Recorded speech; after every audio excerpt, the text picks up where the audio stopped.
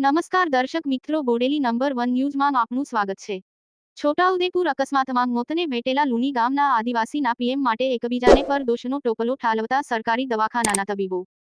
છોટાઉદેપુર જિલ્લાના કવાંટ તાલુકાના લુણી ગામના આદિવાસી અગ્રણીઓ દ્વારા પ્રાપ્ત વિગતો અનુસાર ગત તારીખ 8મીના રોજ રાત્રે 7:30 વાગ્યા કલાકે લુણીધારવા ફળિયા ખાતે રહેતા રાકેશભાઈ ભીમાભાઈ ઉંમર વર્ષ 27ને લુણી ગામના પાટિયા નજીક કોઈ અજાણ્યા વાહને ટક્કર મારી અકસ્માત કરી મોત નિપજાવી નાસી છૂટ્યો હતો।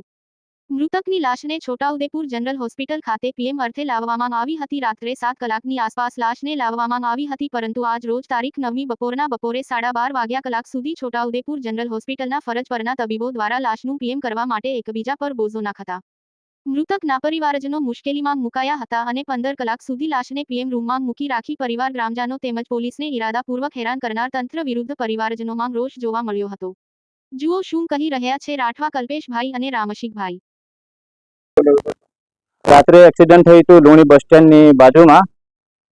તો રાત્રે લગભગ 8 વાગ્યાની આજુબાજુ ત્યાં એક્સપાયર થઈ ગયો હતો એને અમે છોટાઉદેપુર પ્રાઇવેટ વાહનમાં લાવ્યા પીએમ રૂમમાં।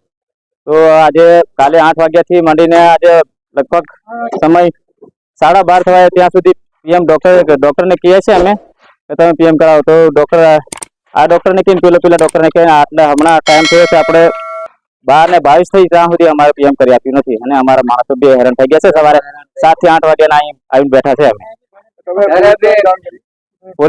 પોલીસ અમારી જોડે છે, સાથે છે અત્યારે। એ બી 8-9 વાગ્યાની આવી છે।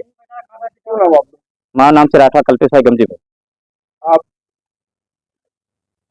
આપ સરપંચ છો? હા, સરપંચ છું।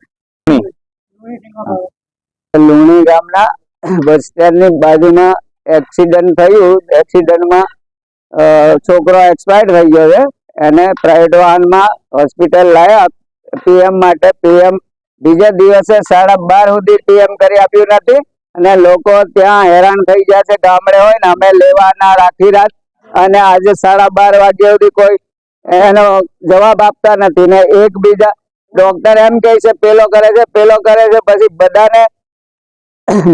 બધાને ફોન કરવા છતાં કોઈ આવી શકતું નથી। મીડિયા વાળાને બોલાય અમે આપેલું છે। રામસિંહભાઈ।